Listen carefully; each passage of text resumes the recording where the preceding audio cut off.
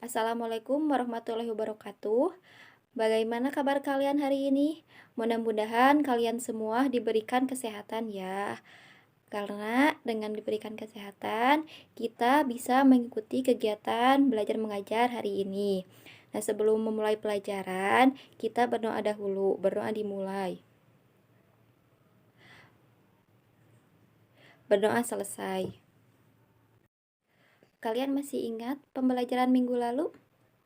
Ya, minggu lalu kita sudah belajar merancang pernyataan umum dan tahapan-tahapan dalam teks prosedur. Nah, untuk hari ini kita akan belajar mengenai struktur teks prosedur dan kebahasaan teks prosedur. Struktur teks prosedur ada tiga. Yang pertama tujuan, yang kedua langkah-langkah, dan yang ketiga penegasan ulang. Tujuan adalah hasil akhir yang akan dicapai. Langkah-langkah adalah cara yang ditempuh agar tujuan tercapai. Penegasan ulang bagian yang berisi tentang penegasan pernyataan yang digunakan untuk meyakinkan pembaca. Nah, berikut ini ada contoh teks prosedur yang berjudul Kiat Menata Rambut Pendek. Nah, kalian bisa membaca dan juga menyimaknya ya. Gaya rambut bob pendek ini mulai disukai lagi. Meski terlihat sederhana, untuk gaya rambut seperti itu juga diperlukan perawatan yang benar. Ada beberapa langkah dan cara yang harus kamu lakukan untuk merawat rambut pendek dengan baik, yaitu sebagai berikut. Yang pertama, keringkan dengan handuk. Banyak orang yang mengeringkan rambut pendeknya dengan cara mengacak-ngacaknya dengan handuk agar air cepat meresap. Padahal, cara ini bisa membuat rambut mudah patah. Keringkan rambut sambil dipijat perlahan. Yang kedua, gunakan produk styling. Gunakan produk styling dan perawatan rambut seperti serum untuk menyehatkan akar rambut. Produk perawatan rambut yang alami akan membuat rambut kamu terlihat bersinar dan indah. Rambut juga tampak halus dan memberikan extra glow. Pastikan menggunakannya di batang rambut. Yang ketiga, blow dry dari akar rambut terlebih dahulu. Saat akan melakukan blow dry pada rambut pendek kamu, pastikan memulainya dari akar rambut. Gunakan sisir sikat bulat dan pengering rambut, lalu arahkan hair dryer ke bagian akar. Gunakan sisir dengan ukuran yang benar, karena sikat yang lebih besar akan memberikan sedikit kurva ke gaya rambut bob kamu. Kembangkan dan blow dry rambut bagian depan untuk mendapatkan kesan bervolume. Dengan begitu, rambut kamu akan terlihat terisi penuh. Nah, itulah struktur pembentuk teks prosedur. Nah, sekarang kita ke kebahasaan teks prosedur.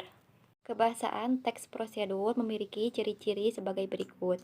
Yang pertama, menggunakan kata kerja imperatif. Kata kerja imperatif adalah kata perintah. Bentuk kata imperatif contohnya pastikan. Nah, pastikan itu terbentuk dari bentuk dasar pasti, kemudian ditambah imbuhankan jadi pastikan. Kemudian bentuk dasar tunjuk ditambah imbuhankan jadi tunjukkan. Lalu bentuk dasar cerita ditambah imbuhankan menjadi ceritakan. Kemudian bentuk dasar hindar ditambah imbuhan i jadi hindari. Selanjutnya bentuk kata jadi ditambahlah menjadi jadilah. Yang kedua, banyak menggunakan kata-kata teknis yang berhubungan dengan topik yang dibahas. Teks tersebut berhubungan dengan komunikasi, maka akan muncul istilah komunikasi seperti kontak mata, nonverbal, verbal, kemudian tanya jawab, dan negosiasi. Ketiga, banyak menggunakan kata penghubung atau konjungsi. Partikel yang bermakna penambahan seperti selain itu, pun, kemudian, selanjutnya, oleh karena itu, lalu, setelah itu, dan di samping itu. Yang keempat, menggunakan kata-kata persuasif. Kata-kata persuasif itu adalah kata-kata bujukan atau himbauan. Contoh kalimatnya seperti ini. Penggunaan bahasa yang baik menjadi suatu keharusan. Contoh yang kedua. Singkatnya akan lebih baik jika kita mampu menampilkan sikap yang antusias, verbal maupun nonverbal.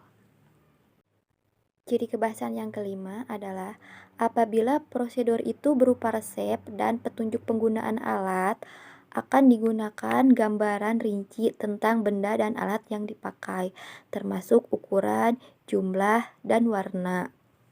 Misalnya dalam resep membuat kue yang termasuk ukuran, masukkan setengah kilo terigu, setengah kilo mentega. Kemudian jumlah, masukkan 3 butir telur, aduk sampai berubah warna. Bagaimana? Sudah mengerti materi pembelajaran yang Ibu berikan hari ini? Mudah-mudahan kalian mengerti dan memahaminya ya. Jangan lupa kalian kerjakan tugasnya di e-learning ya. Pertemuan berikutnya kita akan belajar mengembangkan teks prosedur. Sampai jumpa di pertemuan berikutnya. Wassalamualaikum warahmatullahi wabarakatuh.